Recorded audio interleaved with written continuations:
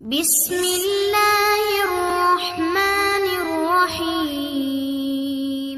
زینت point subscribe کیجیے اور bell icon click کیجیے ہماری نئی اپڈیٹ سے باخبر رہنے کے لیے۔ بسم اللہ الرحمن الرحیم۔ الحمدللہ وکفی وسلام علی عبادہ الذین اصطفی، اما بعد وبه قال حدثنا سفیان بن وکیع قال حدثنا جمیل بن عمیر بن عبد الرحمن العجلی املاء علینا من کتابه قال اخبرني رجل من بني تميم من ولد ابي هالة زوج خديجة يكنى ابا عبد الله عن ابن ابي هالة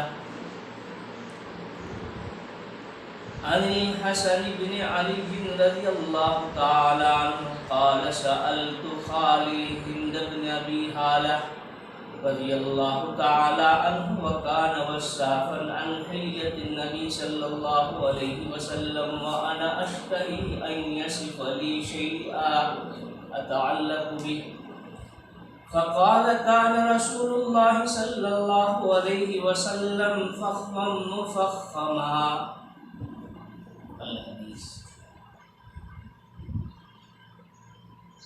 شمائل ترمذی کی 7ویں حدیث ہے اور اس کی ایک قسط، پہلی قسط تو آپ کے سامنے ذکر کی گئی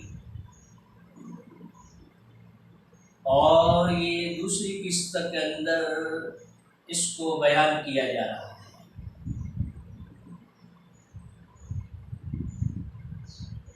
حضرت حسن ابن علی رضی اللہ تعالی عنہ نے ہند ابن ابی حالہ رضی اللہ تعالیٰ عنہ سے، جو اپنے ماموں ہوتے ہیں، ان سے سوال کیا تھا کہ سرکار کے حلیے شریفہ کو بیان کیجیے۔ تو پہلی یہ چیز ذکر فرمائی تھی کہ نبی اکرم صلی اللہ علیہ وسلم ذات کے اعتبار سے بھی معظم تھے اور لوگوں کی نگاہ میں بھی معظم تھے۔ يتلألؤ وجهه تلألؤ القمر ليلة البدر، بدر کامل کی طرح آپ کا چہرہ چمکتا تھا۔ یہاں یہ بات یاد رہے کہ نبی اکرم صلی اللہ علیہ وسلم کے حسن اور جمال کو جو صحابہ کرام نے چاند سورج سے جو تشبیہ دی ہے، تو ایک عام محاورے میں عرب کے یہاں دستور تھا کہ کسی کے حسن کو بیان کرنا ہوتا تو اس کو چاند اور سورج سے تشبیہ دیتے تھے، ورنہ نبی اکرم صلی اللہ علیہ وسلم کے حسن کے مقابلے میں چاند اور سورج کے حسن کی کوئی اہمیت نہیں، اس لیے کہ اللہ کے حبیب صلی اللہ علیہ وسلم ساری مخلوقات سے افضل ترین ہے اور حسین ترین ہے۔ نیز صحابی رسول نے سورج کے بجائے قمر کی تشبیہ کو یہاں ذکر کیا ہے، تو اس میں علماء نے فرمایا ہے چاند اور سورج کے درمیان میں فرق ہے کہ چاند کی طرف لوگ دیکھتے ہیں اور اس کے دیکھنے میں کوئی دقت نہیں، کوئی پریشانی نہیں، بمقابل سورج کی طرف آنکھیں اٹھا کر کے ہم نہیں دیکھ سکتے۔ اسی طرح فرمایا علماء نے کہ چاند جس طرح تاریکی کو ختم کرتا ہے، میرے حبیب پاک صلی اللہ علیہ وسلم نے کفر کی تاریکی کو رفتہ رفتہ ختم فرمایا۔ اطول من المربوع واقصر من المشذب، میانہ قد آدمی سے ذرا لمبے تھے اور مشذب لمبے قد سے تھوڑے پست تھے۔ گویا کہ نبی اکرم صلی اللہ علیہ وسلم کا قد مبارک جو تھا وہ میانہ تھا، لیکن عام جو میانہ قد ہوتا ہے اس میں تھوڑی درازگی تھی، لمبائی تھی۔ عظیم الحام، سرکار دو جہاں فخر دو عالم صلی اللہ علیہ وسلم کا بڑا تھا، معتدل بڑا تھا۔ رجل الشعری، آپ کے بالوں کے اندر گنگریا پن تھا۔ ان فرقت عقیقتہ فرق والا فلا، اگر بسہولت آپ کے بالوں کے اندر مانگ نکل آتی تو آپ مانگ نکالتے، ورنہ مانگ نکالتے نہیں تھی۔ یجاوز شعرہ شحمۃ اذنیہ اذا ہوا وفرہ، کہ نبی اکرم صلی اللہ علیہ وسلم کے بال مبارک کانوں کی لو سے تجاوز فرماتے، تجاوز کر جاتے جب آپ اس کو بڑھاتے۔ نبی اکرم صلی اللہ علیہ وسلم کی زلفوں کے سلسلے میں آگے مستقلاً باب آئے گا۔ علماء نے نبی اکرم صلی اللہ علیہ وسلم کی زلفوں کی 3 ہیئتیں ذکر فرمائی ہے۔ ایک ہیئت کا نام ہے وفرا، دوسری ہیئت کا نام ہے لما، تیسری ہیئت کا نام ہے جمہ۔ ماقبل میں بھی کچھ اس کا تذکرہ آیا۔ اس کا مخفف یاد کرنے کا فارمولہ ولیجن ہے۔ ہر اصطلاح کا پہلا لفظ لیا گیا۔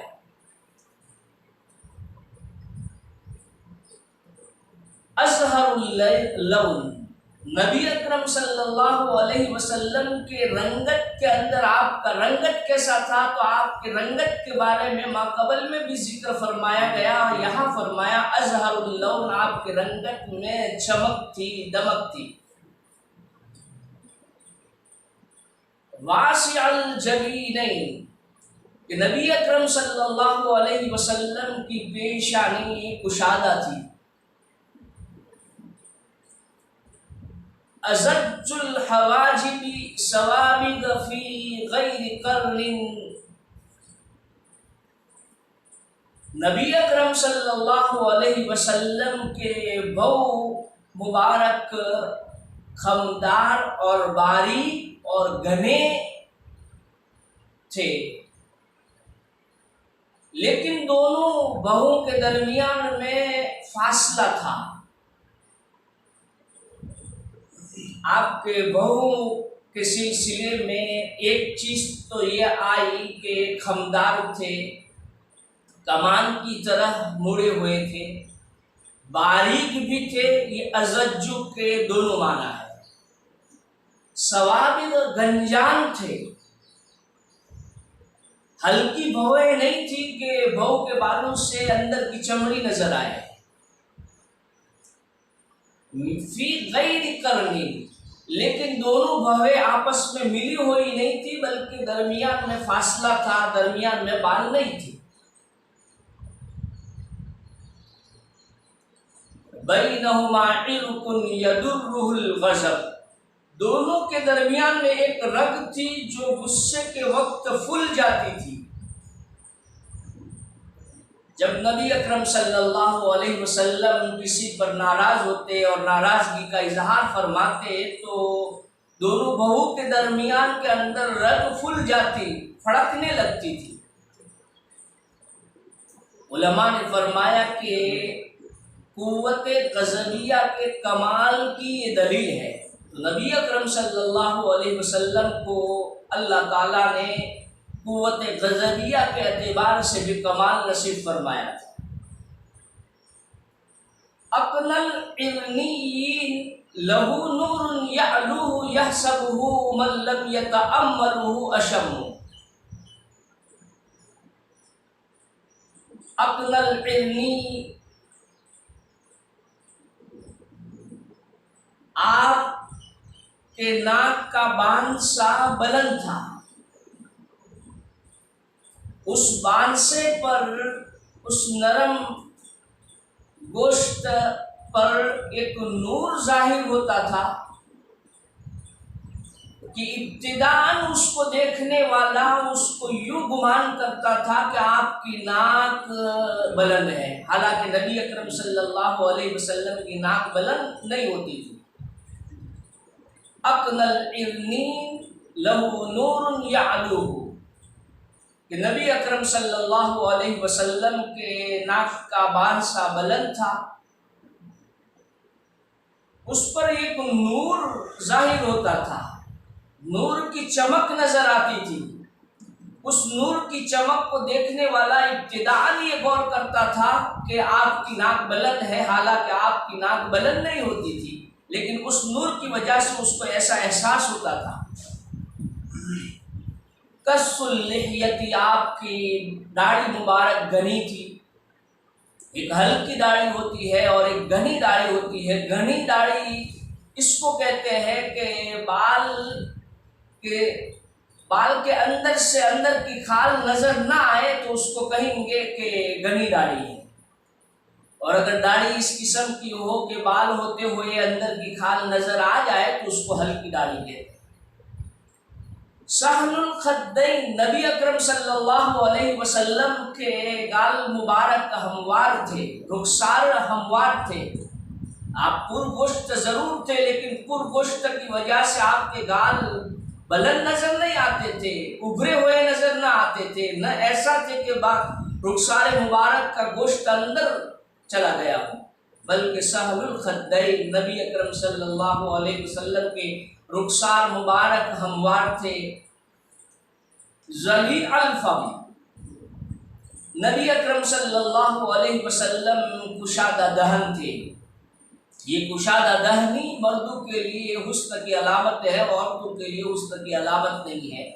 ایک اور معنی قبل میں نے ذکر کیا تھا کہ ذلیع الفم سے علماء نے نبی اکرم صلی اللہ علیہ وسلم کی فصاحت اور بلاغت مراد لی ہے، اور یہ معنی بھی لینے میں کوئی پریشانی نہیں ہے۔ خود نبی اکرم صلی اللہ علیہ وسلم نے ذکر فرمایا، انا افصح من العرب مفلج الاسنان، نبی اکرم صلی اللہ علیہ وسلم کے دانتوں کے اندر ذرا کشادگی تھی۔ ایک تو بہت ساری کشادگی ہو تو یہ بھی حسن کو ظاہر کر لیتا ہے، اور ایک صورت یہ کہ ایک دانت دوسرے دانت پر چڑھے ہوئے ہو تو اس سے بھی کیا ہے حسن ظاہر ہوتا ہے، اور معمولی اعتدال کے ساتھ دانتوں کے اندر کشادگی ہو تو وہ کشادگی حسن کی علامت سمجھی جاتی ہے، اس کو کہتے ہیں مفلج الاسنان۔ جیسا کہ ہمارے زمانے میں خاص طور پر خواتین جب ان کے دانت ایک دوسرے دانت پر چڑھے ہوئے ہو تو رکھواتی ہے اور اس میں فصل کرواتی ہے۔ دقیق المشربہ، سینے سے لے کر کے ناف تک بالوں کی لکیر تھی نبی اکرم صلی اللہ علیہ وسلم کے سینے مبارک پر۔ کأن عنقہ جید دنیۃ فی صفاء الفضہ، نبی اکرم صلی اللہ علیہ وسلم کی گردن مبارک مورتی کی گردن کے مانند صاف، شفاف اور چاندی کی طرح روشن تھی۔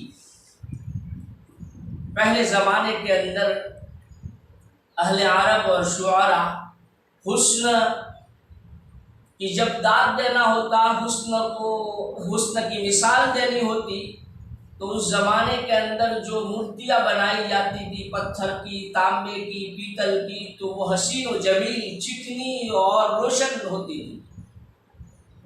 تو نبی اکرم صلی اللہ علیہ وسلم کی عنق، گردن مبارک میں مڑن نہیں تھی، بالکل ملائم اور روشن اور چمکدار تھی، جیسا کہ ایک مورتی کی گردن کتنی ملائم ہوتی ہے، اس پر پالش کی جاتی ہے اور چمکدار ہوتی ہے۔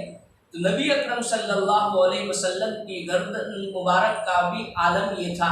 جب گردن مبارک کا یہ عالم تھا تو بقیہ بدن کا کیا عالم ہوگا۔ معتدل الخلق، نبی اکرم صلی اللہ علیہ وسلم کے تمام اعضاء معتدل تھے۔ بادن پرگوشت تھے، متماسک گٹھا ہوا گوشت تھا، جیسا کہ کثرت کرنے کی وجہ سے ایک آدمی کا گوشت مضبوط ہو جاتا ہے، گٹھ جاتا ہے، اور ایک آدمی بادن ہوتا ہے، پرگوشت ہوتا ہے، لیکن اس کا گوشت ڈھیلا ہوتا ہے۔ تو سرکار دو جہاں فخر دو عالم صلی اللہ علیہ وسلم جو پرگوشت تھے تو آپ کا گوشت ڈھیلا نہیں تھا بلکہ گٹھا ہوا تھا۔ سواء البطن والصدر، سینہ اور آپ کا پیٹ برابر تھا، ہموار تھا۔ عریض الصدر، آپ کا سینہ مبارک چوڑا تھا۔ وعید ما بین المنکبین، نبی اکرم صلی اللہ علیہ وسلم کے دونوں کاندھوں کے درمیان کے اندر فاصلہ تھا۔ زخم الکرادیسی، جوڑوں کی ہڈیاں جو تھی وہ مضبوط تھی۔ انور المتجردی، جو اعضاء کپڑے سے باہر رہتے تھے وہ روشن تھے، تو جائے جو اعضاء کپڑے کے اندر ڈھکے ہوئے ہیں ان کی روشنی کا عالم کیا ہوگا۔ انور المتجردی کا ایک دوسرا معنی بھی ذکر کیا ہے کہ جب نبی اکرم صلی اللہ علیہ وسلم کے بدن مبارک پر کپڑے نہیں ہوتے تھے، چادر آپ نے پہنی نہیں ہوتی تھی، تو آپ روشن نظر آتے تھے، آپ کا بدن مبارک روشن تھا۔ موصول ما بین اللبۃ والسرۃ بشعر یجری کالخط،